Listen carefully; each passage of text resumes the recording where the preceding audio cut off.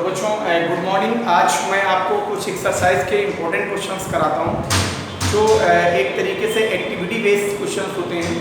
एक आधा आ जाता है, कभी ज़्यादातर लेड नाइट्रेट का भी टेस्ट पूछा गया है ब्लिस्टिंग उसमें टेस्ट ट्यूब में कैसे कराते हैं, या कभी कभी ऐसे भी क्वेश्चंस आते हैं कि बड़ा सपोज दैट कि एक तरीके से ये कह सकते हैं कि सिल्वर या कॉपर के साथ कंपेयर करा देता है, जैसे या आयरन को कॉपर के साथ कंपेयर करा देता है। आप लोगों को ये भी पता है ना कि एक तरीके से कोरिजन समझ रहे होगे, तो कोरिजन की एक्टिविटी आती है। कोरिजन मतलब होता है एक तरीके से हिंदी में कहते हैं उसको संक्षारण। क्या कहते हैं? संक्षारण। एक्टिविटी का क्वेश्चन है, समझ लो बहुत अच्छे से। संक्षारण बोलते हैं, कोरिजन्स बोलते हैं। कोरिजन्स होता है कोरिजन मतलब क्या होता है समझ लो, बहुत अच्छे समझा रहा हूँ इस टॉपिक को, बिल्कुल दिमाग में उतार लो।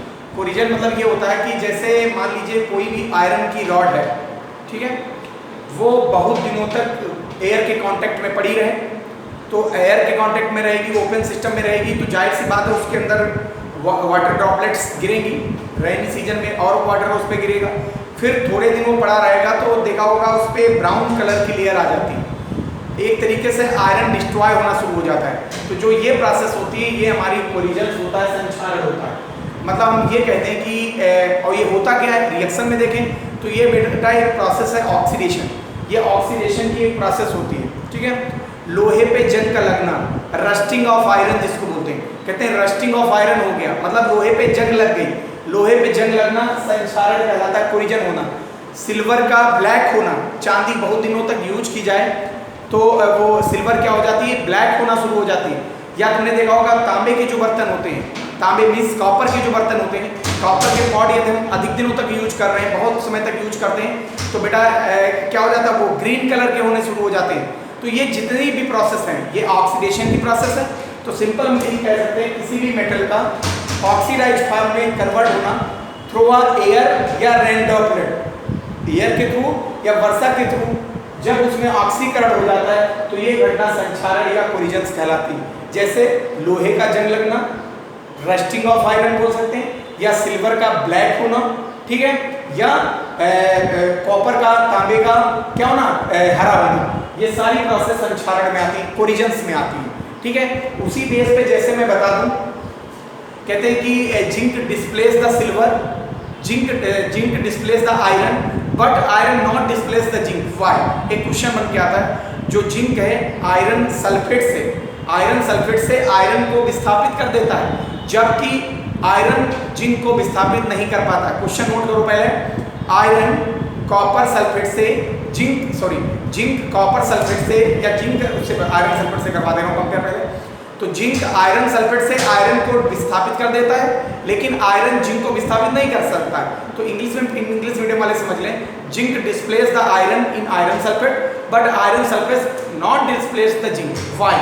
तो उसका भी रीजन यही होता है। संक्षारण की डिफिनीशन सब लोग समझ ही गए थे, ये क्वेश्चन नोट करो और फिर इसका मैं सोल्यूशन बता रहा हूँ। मैंने ये कहा कि जो जिंक है वो बेटा आयरन को डिस्प्लेस कर देती है, ठीक है, लेकिन आयरन को डिस्प्लेस कर दे रही है, लेकिन आयरन जो होती है वो जिंक को डिस्प्लेस नहीं कर पाती। क्यों?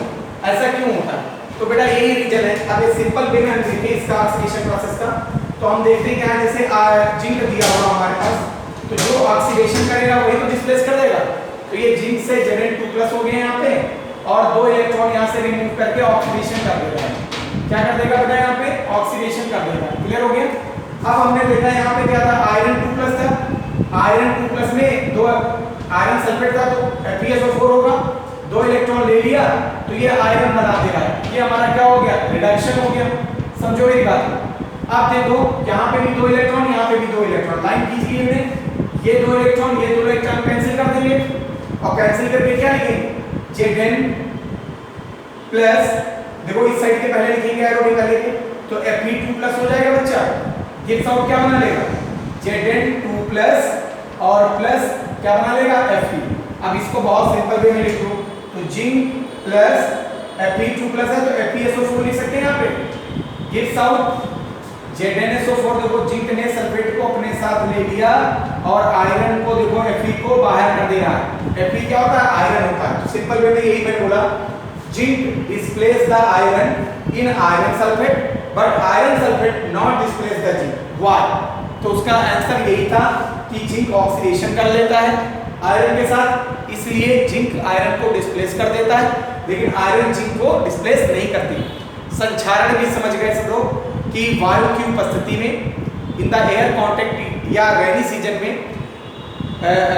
में किसी भी धातु का ऑक्सीकरण हो जाना संक्षारण कहलाता है, कोरिजन्स कहलाता है।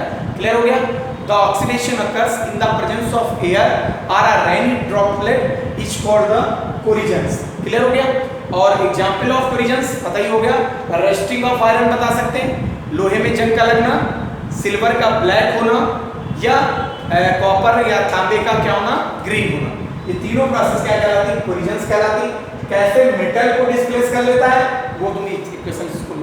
क्लियर हो गया? Thank you.